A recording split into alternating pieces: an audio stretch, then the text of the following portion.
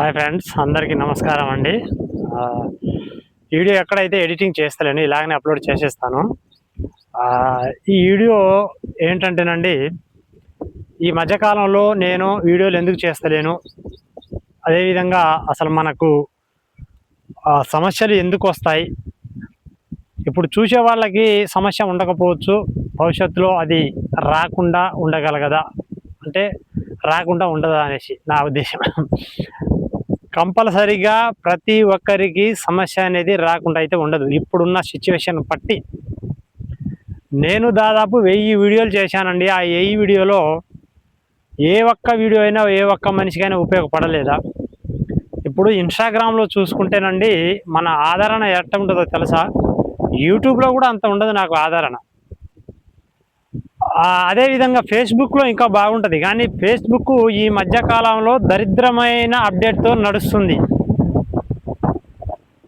నేను ఫేస్బుక్కి ఇన్స్టాగ్రామ్కి దూరం అయ్యి, అప్పుడు ఇది టిక్ టాక్ ఏదో ఉండేది కదా, అది ఉన్నప్పుడు నేను ఒక అకౌంట్ అనేది క్రియేట్ చేశాను.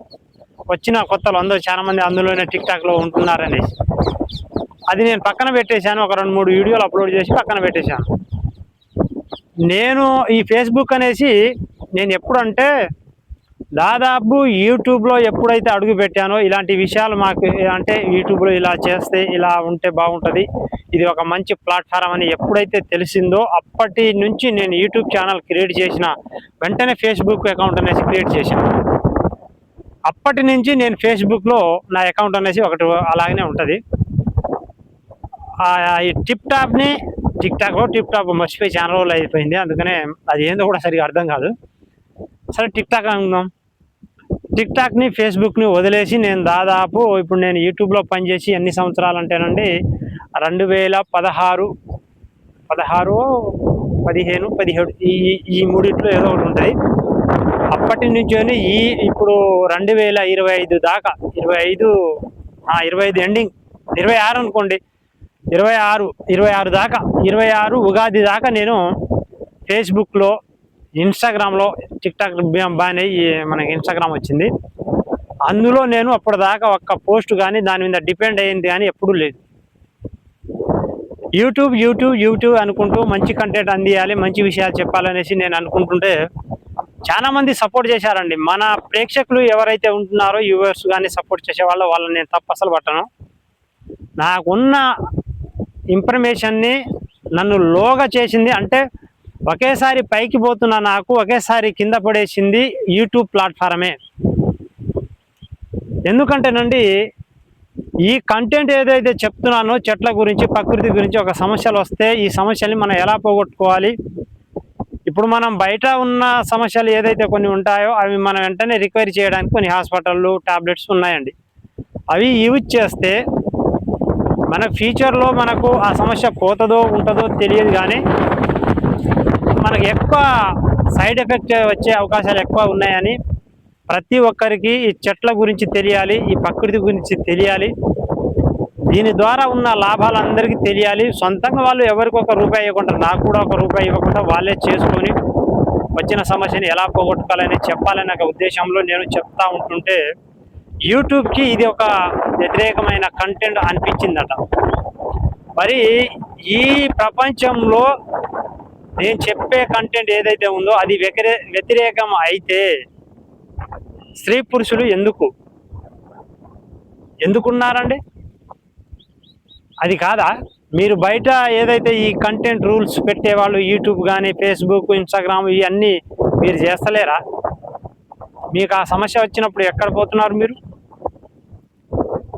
ఇలాంటి వాటిని నేను చెప్తే ఇది కంటెంట్ కాదంట. 10 మందికి తెలిస్తే ఏదో చెప్తారు కదా, 10 మందికి తెలిస్తే దొంగ, తెలియకపోతే దొర అని. అలా అయిపోయిందన్నమాట మనది. యూట్యూబే నన్ను తొక్కేసింది, యూట్యూబే కొన్ని రోజులు మాత్రమే పైకి తీసుకొచ్చింది. ఇక ప్రేక్షకులు కూడా రోజు ఇదే కంటెంటా, ఏందా ఇదే, అది నిజమా కాదా అని అంతా ఫేక్ అనే భ్రమలో కూడా పడిపోయారు. అయితే నేను ఈ మధ్య యూట్యూబ్ని వదిలేశాను, ఫేస్బుక్, ఇన్స్టాగ్రామ్ మీద పడ్డానండి. ఓకే, ఫేస్బుక్లో, ఇన్స్టాగ్రామ్లో ఒక్క నెల రోజులు 25 రోజులకే నాకు 75,000 మంది ఫాలోవర్స్ వచ్చారు. దాదాపు నేను కరెక్ట్గా చేసి ఉంటే, అంటే దాంట్లో కూడా నేను అంత డీప్గా అయితే చేయలేదు. అందుకనే కొంచెం 1,00,000 ఫాలోవర్స్ మనకు ఎప్పుడో అయిపోయేది. ఇన్స్టాగ్రామ్లో లేట్ అయింది. ఫేస్బుక్లో మాత్రం 21 రోజులకే 1,00,000 ఫాలోవర్స్, మనకు 1,00,000 పైనే మన కంటెంట్ మానిటైజేషన్ కూడా అయిపోయింది. కానీ ఈ మధ్య ఏదో 2026లో ఫేస్బుక్ దరిద్రమైన అప్డేట్ తీసేసి నాది కంటెంట్ మానిటైజేషన్ రికమెండేషన్ సస్పెండ్ చేసి ఇక దాన్ని వదిలేశాను. ఇది నాకు లేని ఆరాటం ఎందుకురా, నాకు గుండుకు తెలిగిందా అనేసి నేను వదిలేశాను. ఇప్పుడు ఉన్నది ఇన్స్టాగ్రామ్లో మంచి ఫాలోవర్స్, మంచి ఆదరణ లభిస్తుంది. వాళ్ళకి అన్నీ చెప్తున్నాను. మీరు నాకు దాదాపు 4,15,000 మంది ఫాలోవర్స్ ఉన్నారు. ఇలా ఫాలోవర్స్ ఉంటే ఎంత సంపాదన ఉంటుందో తెలుసా మీకు? 1,00,000 పైనే, కనీసం 50,000 అయినా ఉంటుందండి నెల పేరు మీద. కానీ నా సంపాదన ఎంతో తెలుసానండి? 3 నెలలకి 9,000, 3 నెలలకి 9,000, ఒక్కోసారి 4 నెలలు కూడా పట్టవచ్చు. అలా అయిపోయింది. అలా వస్తే ఎవరైనా డిసప్పాయింట్. సరే, ఈ సంపాదన పక్కన పెట్టండి, కనీసం మనం వచ్చే వీడియోని ఆదరిస్తే బాగుంటుంది. అందుకనే ఏదైతే ఈ సమస్యల గురించి ఎలా వస్తాయి అంటే, ప్రతి ఒక్క మనిషికి సమస్య అనేది వస్తుంది. ఎందుకు వస్తుంది అంటేనండి, బాగా ఆలోచించి, బాగా తాగుడు కానీ, బాగా ఏ విషయం అయినా డబ్బు లేదు, అలా నేను పనికి పోలేదు, మా ఇంట్లో ఆవిడ తిట్టింది, మా ఇంట్లో వాళ్ళు తిట్టారు, మా ఓనర్ తిట్టారు, మా ఫ్రెండ్స్ తిట్టారు అనుకొని మైండ్లో పెట్టుకుంటే అన్ని సమస్యలు వచ్చాయి. అన్ని సమస్యలు వస్తూనే ఉంటాయి. అన్ని సమస్యలకి చెక్ పెట్టడానికి నేను చెప్తా ఉంటే నన్ను మాత్రం పక్కన చూశాడు. ఎవడో యూట్యూబ్లో చూసిన ఒక వ్యక్తి ఇన్స్టాగ్రామ్లో మొన్న వచ్చి కామెంట్ చేశాడు, ఏంటి యూట్యూబ్లో ఇతని వీడియోస్ బ్యాన్ చేశారు కాబట్టి ఇన్స్టాగ్రామ్లో పడ్డాడు అనేసి ఒక కామెంట్ అయితే పెట్టాడు. నేను రిప్లై ఎలా ఇచ్చాను తెలుసా? నీ కళ్ళలో ఏమన్నా నా తెల్ల కళ్ళు పెట్టుకున్నావారా?